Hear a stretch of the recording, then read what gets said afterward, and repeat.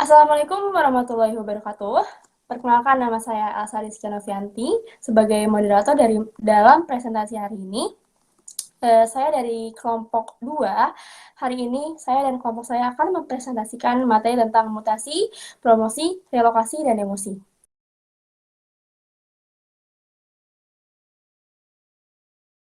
Pemateri pertama akan dibacakan oleh Galardia Orva Mulia. Pemateri yang kedua ada Dimas Wijanarko. Selanjutnya saya sendiri sebagai pemateri ketiga. Dan yang terakhir ada Rini Muamalah. Nah, kepada Galardia dipersilahkan. Terima kasih, moderator. Perkenalkan, nama saya Galardia Orva Mulia. Saya akan menjelaskan landasan utama rotasi kerja, ruang lingkup rotasi kerja, dan tahapan rotasi kerja. Adapun dasar rotasi kerja terbagi menjadi 3 landasan utama, yaitu sebagai berikut. 1. Merit system. Merit system adalah sistem perpindahan kerja yang didasarkan atas landasan yang bersifat ilmiah, objektif, dan sesuai hasil prestasi kerjanya. Sistem ini termasuk dasar rotasi jabatan yang baik, karena dapat meningkatkan semangat dan disiplin karyawan sehingga produktivitasnya meningkat. Yang kedua, seniority system. Seniority system adalah perpindahan jabatan yang didasarkan atas landasan masa kerja, usia dan pengalaman kerja dari jabatan yang bersangkutan. Sistem ini tidak objektif karena kecakapannya orang yang dipindahkan berdasarkan pada senioritas dan belum tentu mampu memangku jabatan yang baru. Yang ketiga adalah spoil system. Spoil system adalah perpindahan jabatan yang didasarkan atas landasan kekeluargaan. Sistem pemindahan kerja seperti ini kurang baik, karena didasarkan atas pertimbangan suka dan tidak suka. Selanjutnya, kita akan bahas ruang lingkup rotasi jabatan. Menurut Wahyudi, berdasarkan ruang lingkupnya, rotasi kerja dibagi menjadi 3 jenis, yaitu 1. Mutasi tempat atau tour of area.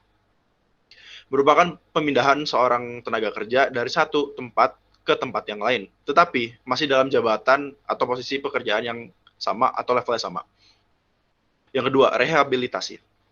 Merupakan suatu kebijakan dari organisasi untuk menempatkan kembali seorang tenaga kerja pada posisi yang terdahulu, setelah tenaga kerja yang bersangkutan menyelesaikan suatu tugas tertentu. Yang ketiga adalah mutasi jabatan atau tour of duty. Merupakan pemindahan seorang tenaga kerja dari suatu jabatan ke jabatan yang lain, pada tingkat yang sama dalam lokasi yang sama pula. Selanjutnya, kita akan membahas tahapan rotasi kerja. 1. Menanyakan kepada karyawan, apakah karyawan bersedia untuk dirotasi dari pekerjaan yang sekarang ke pekerjaan yang lainnya, sehingga tidak ada rasa keterpaksaan dari karyawan tersebut dan tidak ada dampak yang berakibat pada penurunan kinerja karyawan. Selain ini, ada imbalan tambahan mungkin bila karyawan bersedia dirotasi. Yang kedua, melakukan tes atau ujian pada proses awal perekrutan karyawan. Hal ini diperlukan agar rotasi kerja yang dilakukan sesuai dengan kepribadian. Yang ketiga, melakukan training bila diperlukan, sehingga karyawan dapat dengan mudah dan cepat beradaptasi dengan lingkungan pekerjaan yang baru. 4. Pemindahan karyawan berkelompok atau rekan kerja untuk meminimalisir stres kerja, terutama bila karyawan ini rotasi pada kelompok kerja yang memiliki budaya yang jauh berbeda. Melakukan pengawasan performa karyawan dengan mendokumentasikan kerja karyawan pada tempat kerja baru untuk mengetahui apakah karyawan tersebut dapat beradaptasi dengan lingkungan yang baru atau tidak. Yang keenam dan yang terakhir, menanyakan kembali pada karyawan, apakah karyawan tersebut nyaman atau tidak pada pekerjaan barunya, dan apakah karyawan ingin tetap pada pekerjaan barunya, atau ingin pindah ke pekerjaan yang lama setelah beberapa bulan dirotasi atau dipindahkan. Misalnya, setelah 3 bulan masa rotasi. Sekian penjelasan dari saya. Mohon maaf bila ada kekurangan. Berikutnya akan dijelaskan oleh rekan saya. Terima kasih. Saya kembalikan ke moderator. Oke, terima kasih kepada Galar. Materi selanjutnya akan dibacakan oleh Dimas Wijanarko. Pada Dimas, dipersilahkan. Baik, terima kasih kepada moderator. Perkenalkan, nama saya Dimas Wijanarko dari kelas MSDM 19B. Di sini saya akan menjelaskan tentang promosi jabatan.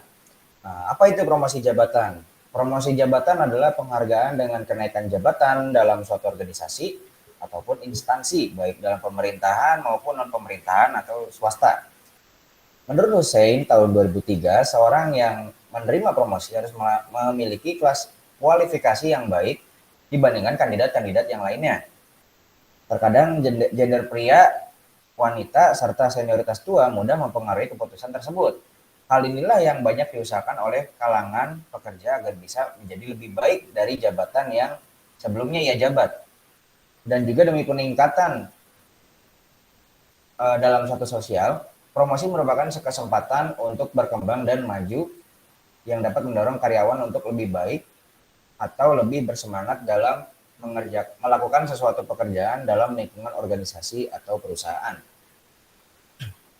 Dengan adanya promosi, pasti karyawan akan merasa dihargai, diperhatikan, dibutuhkan dan diakui kemampuan kerjanya oleh manajemen perusahaan, sehingga mereka akan menghasilkan output yang tinggi serta mempertinggi loyalitas atau kesetiaan pada perusahaan. Oleh karena itu, pimpinan harus menyadari pentingnya promosi dalam peningkatan produktivitas yang harus dipertimbangkan secara objektif. Jika pimpinan telah menyadari dan mempertimbangkan, maka perusahaan akan terhindar dari masalah-masalah yang menghambat peningkatan keluaran atau output dan dapat merugikan perusahaan seperti ketidakpuasan karyawan, adanya keluhan, tidak adanya semangat kerja, menurunnya disiplin kerja, tingkat absensi yang tinggi, ya atau bahkan masalah-masalah seperti permogokan kerja. Untuk dapat memutuskan imbalan yang sepenuhnya diberikan pada seorang karyawan atas hasil kerjanya, maka perusahaan harus memiliki suatu sistem balas jasa yang tepat. Mekanisme untuk dapat menentukan balas jasa yang pantas bagi suatu prestasi kerja adalah dengan penilaian prestasi kerja itu sendiri. Selanjutnya adalah dasar-dasar promosi jabatan. Menurut Hasibuan tahun 2003, dasar-dasar promosi jabatan dibagi menjadi 3, yaitu sebagai berikut. Yang pertama adalah pengalaman atau senioritas, di mana promosi jabatan kepada masa kerja dan pengalaman yang dimiliki oleh karyawan. Biasanya karyawan yang memiliki masa kerja yang cukup lama akan memiliki pengalaman yang lebih banyak. Yang kedua, ada kecakapan. Dalam hal ini, karyawan yang memiliki kecakapan dapat prioritas untuk dipromosikan kepada jabatan yang lebih tinggi.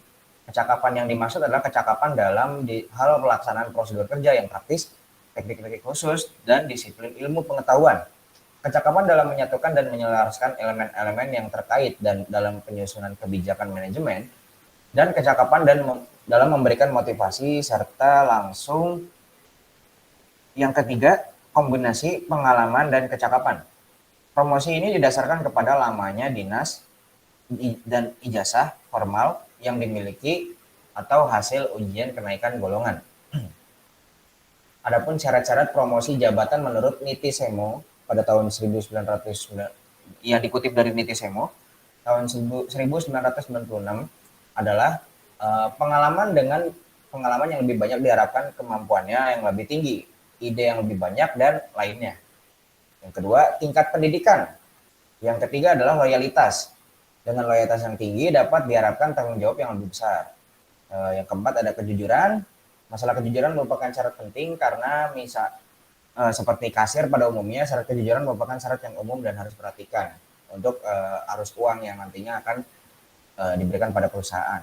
Yang kelima adalah tanggung jawab. Yang keenam adalah kepandaian bergaul. Untuk promosi jabatan tertentu mungkin diperlukan kepandaian bergaul, sehingga persyaratan kemampuan bergaul dengan orang lain perlu dibutuhkan promosi jabatan tersebut.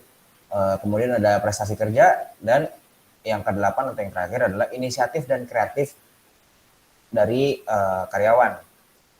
Oke, kemudian ada jenis-jenis promosi yaitu yang dimaksud adalah promosi sementara, yaitu seorang karyawan dinaikkan jabatannya untuk sementara karena adanya jabatan lowongan yang harus segera diisi. Yang kedua ada promosi tetap, yaitu seorang karyawan dipromosikan dari suatu jabatan ke jabatan yang lebih tinggi karena karyawan tersebut telah memenuhi syarat untuk dipromosikan.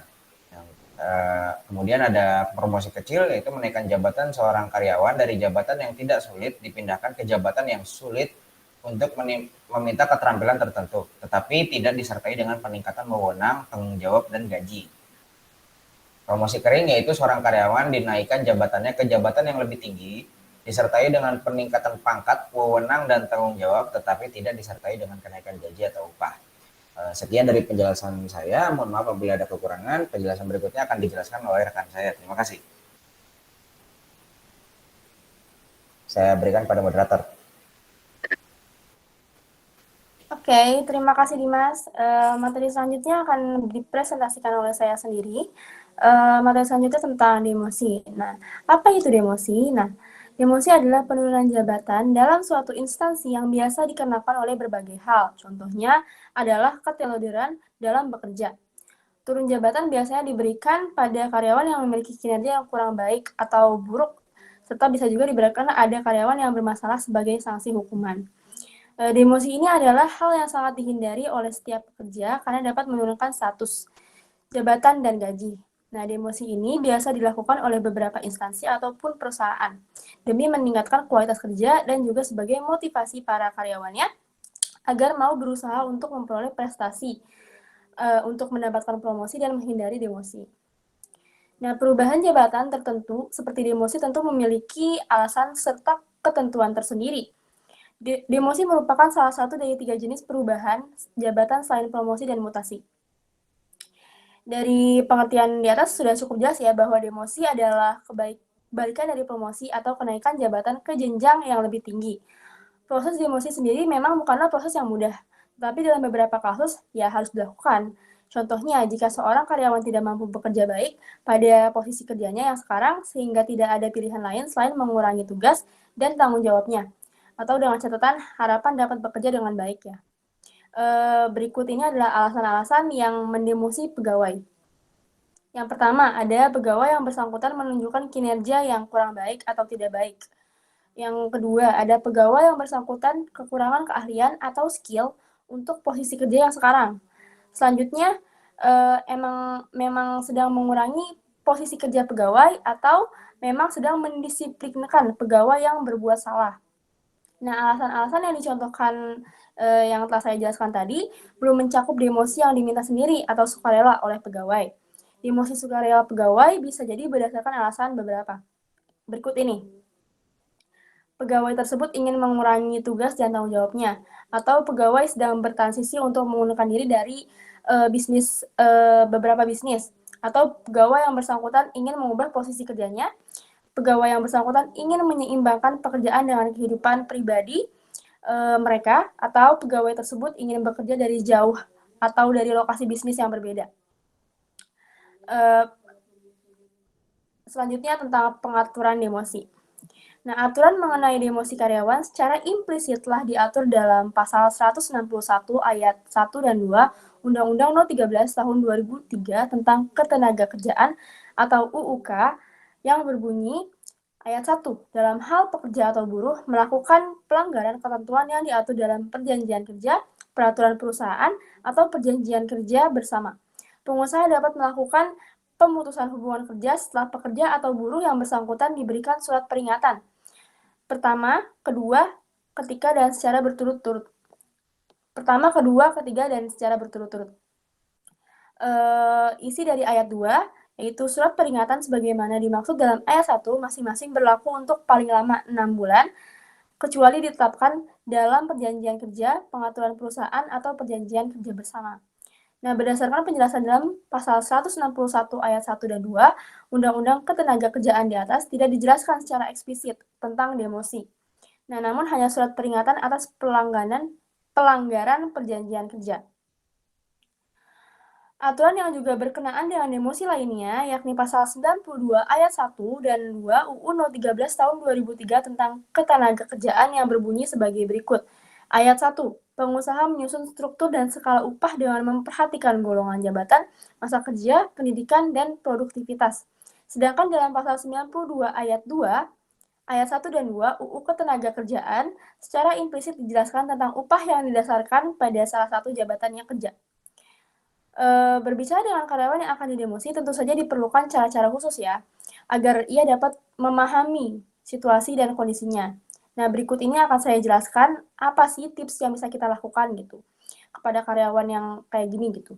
Yang pertama, menyampaikan kepada karyawan yang bersangkutan mengenai demosi dan apa yang harus dilakukan perusahaan terhadapnya. Yang kedua, menjelaskan secara personal dan usahakan untuk melakukannya sebaik mungkin. Hal ini untuk menghindari emosi karyawan yang bersangkutan yang mungkin saja tidak dapat menerimanya. Yang ketiga, menjelaskan tentang posisi jabatan yang baru dan apa saja tugas dan tanggung jawab yang harus dilakukan selanjutnya. Yang terakhir, meminta karyawan untuk menyelesaikan tugas dan pekerjaannya serta melakukan serah terima jabatan dan pekerjaan dengan karyawan yang lain sebelum resmi berpindah jabatan. Nah, berikut materi yang sudah saya jelaskan. Materi selanjutnya akan dijelaskan oleh Rini Muamalah. Kepada Rini, dipersilakan. Terima kasih moderator. Di sini saya akan menjelaskan tentang mutasi kerja. Mutasi atau pemindahan adalah kegiatan dari pimpinan perusahaan untuk memindahkan karyawan atau pegawai dari suatu tempat pekerjaan ke pekerjaan yang lain yang dianggap sejajar atau setingkat. Kemudian ada jenis-jenis mutasi.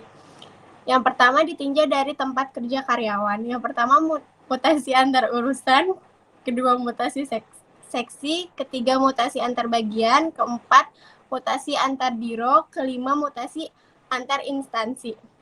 Yang kedua ditinjau dari tujuan dan maksud mutasi. Di sini ada production transfer. Mutasi pada jabatan yang sama karena produksi di tempat yang lama menurun. Kemudian ada revolution transfer, mutasi dari jabatan yang sudah lama dipegang ke jabatan yang sama di bagian lain untuk menggantikan karyawan yang belum lama bekerja atau karyawan yang diberhentikan. Kemudian ada versatility transfer, mutasi dari jabatan yang satu ke jabatan yang lain untuk menambah pengetahuan karyawan yang bersangkutan. Kemudian ada shift transfer, mutasi dalam jabatan yang sama, misalnya shift A adalah bagian malam, pindah ke shift B yang bagian pagi. Kemudian ada remedial transfer, mutasi karyawan ke bagian mana saja untuk memupuk dan memperbaiki kerja sama antar karyawan. Kemudian ada ditinjau dari masa kerja karyawan. Yang pertama ada temporary transfer, mutasi yang bersifat sementara untuk menggantikan karyawan yang cuti atau berhalangan.